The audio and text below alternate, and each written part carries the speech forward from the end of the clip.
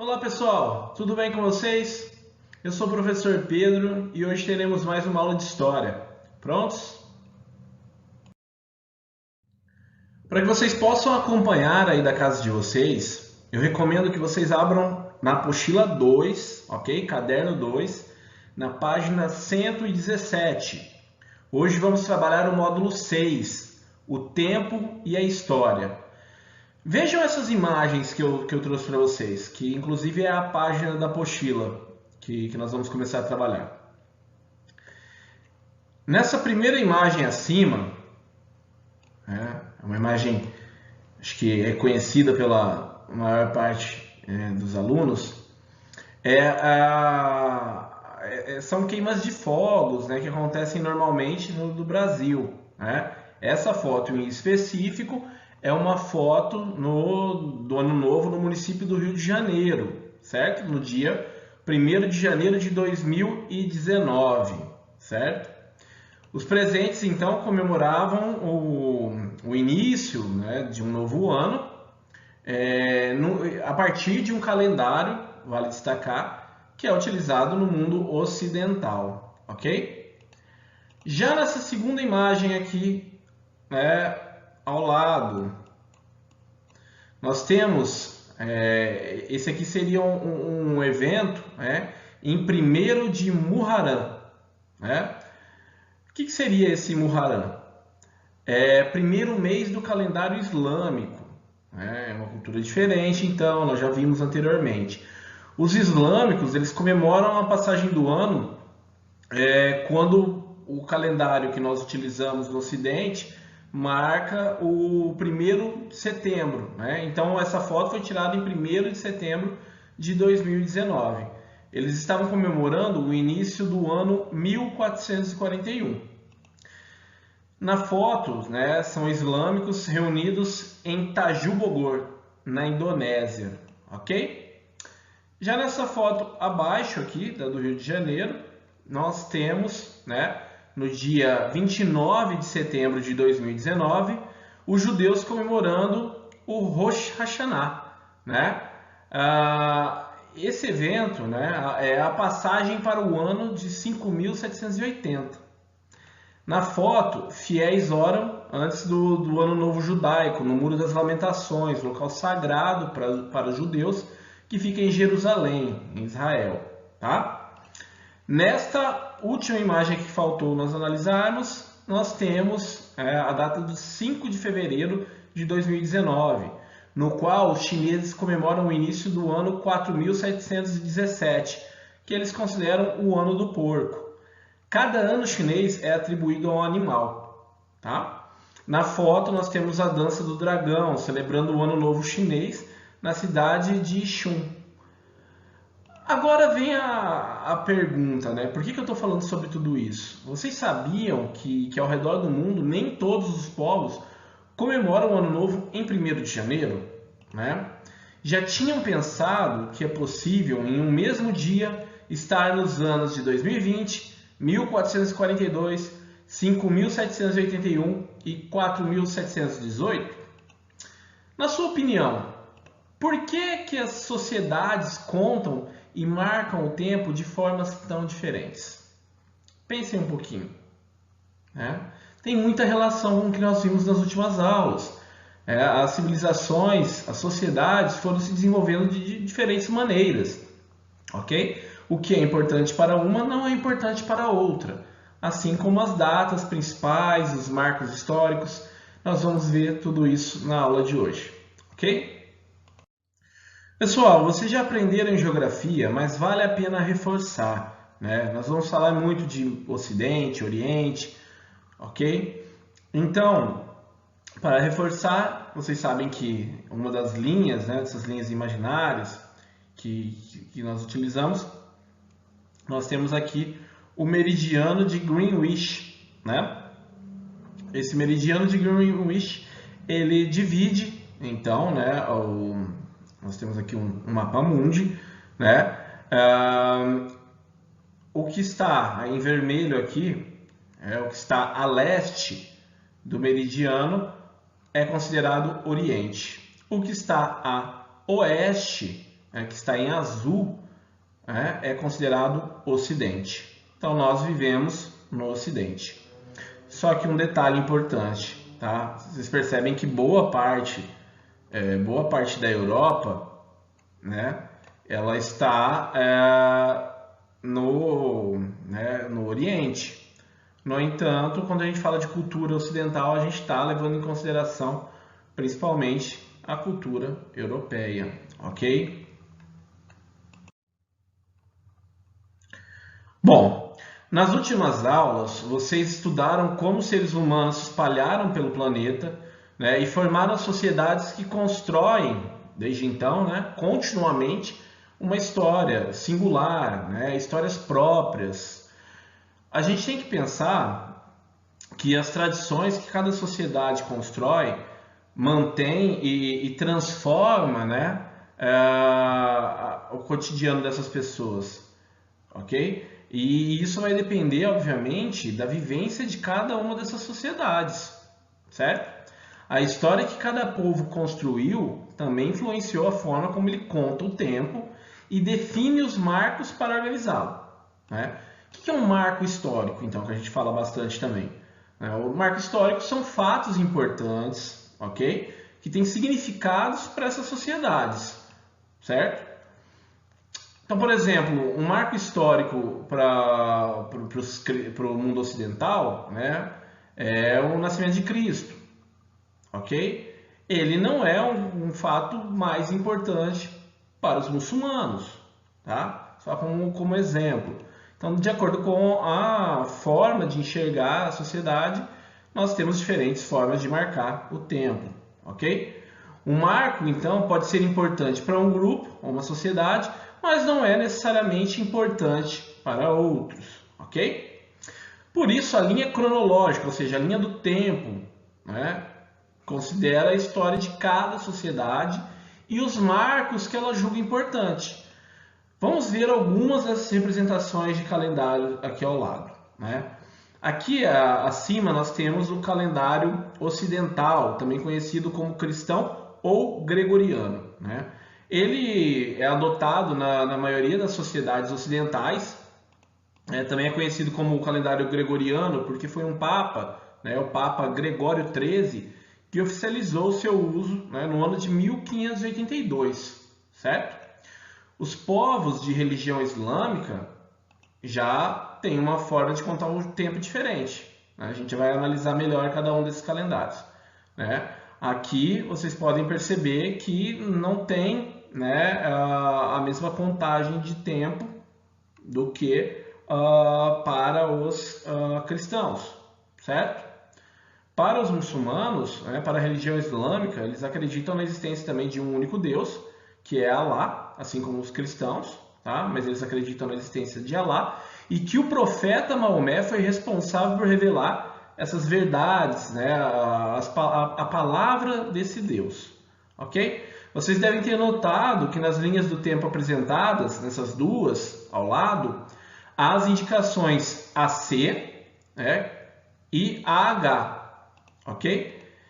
Isso acontece porque o tempo representado nessas linhas considera o nascimento de Cristo ou a partida do profeta Maomé para a cidade de Medina, né, que é a Égira. Então são marcos diferentes para diferentes povos, ok? Esses acontecimentos, então, ocupam uma posição de destaque para esses povos, separando a história do mundo em dois períodos, o antes e o depois de cada grande marco histórico para esses povos, né? Então, pessoal, vamos observar melhor esses calendários aqui, né? O ano 1 para o calendário cristão, vou circular aqui, é o ano do nascimento de Cristo.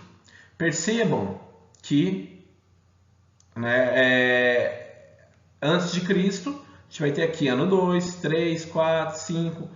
Então, tudo o que aconteceu antes do nascimento de Cristo vai aparecer um número, né, acompanhado de AC, ok? Tudo que acontecer depois é DC. Mas nós costumamos usar só o ano, né, quando é depois de Cristo, só o ano. Então, 2020, ano que nós vivemos, é 2020 DC. Mas aí não é necessário utilizar, ok? Mas para antes de Cristo é importante utilizar, certo? Já no calendário dos islâmicos, né, o marco mais importante não é o nascimento do profeta, né, é a Hégira, que é a partida de Maomé para a cidade de Medina. Depois a gente vai ver melhor sobre por que isso é um fato muito importante.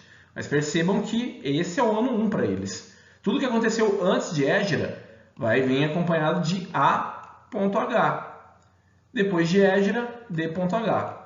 Assim, eles também, né, não utilizam esse mesmo marco do que o calendário que nós utilizamos com mais frequência no Ocidente. Bom, isso também está na apostila de vocês. Pessoal, é importante ressaltar que não existem só dois pontos de vista, né? Eu coloquei para vocês a forma de enxergar a história para o Ocidente, né, que utiliza o calendário cristão, e para os muçulmanos. Mas, por exemplo, nós temos os judeus, né? Aqui é uma imagem que representa, né, um evento, um marco histórico para os judeus, né? A contagem do tempo para eles, o calendário deles se inicia quando Abraão, né, e sua tribo saíram de Ur, uma cidade na Caldeia, e foram para a terra de Canaã, onde eles se fixaram, né? Já os chineses, que utilizam esse calendário aqui ao lado, né, eles têm um calendário baseado em ciclos de 60 anos, chamado por eles de tronco celeste. Cada 60 anos equivale a um ano na contagem. O calendário também se baseia em um tronco terrestre de 12 anos. Cada ano recebe o nome de um animal. Rato, boi, tigre, coelho, dragão, serpente, né? São esses animais que estão nesse calendário aqui, né? Segundo os chineses, Buda, né, que foi o fundador da filosofia budista, que depois virou uma religião, ele reorganizou o calendário e chamou os animais para participar dessa reunião, né? Então, cada um dos 12 animais que compareceram a essa reunião foi relacionado a um ano, certo? Portanto, a cada 12 anos recomeça o ciclo. Para a história da maior parte da sociedade ocidental cristã, o nascimento de Cristo é o que seguiu,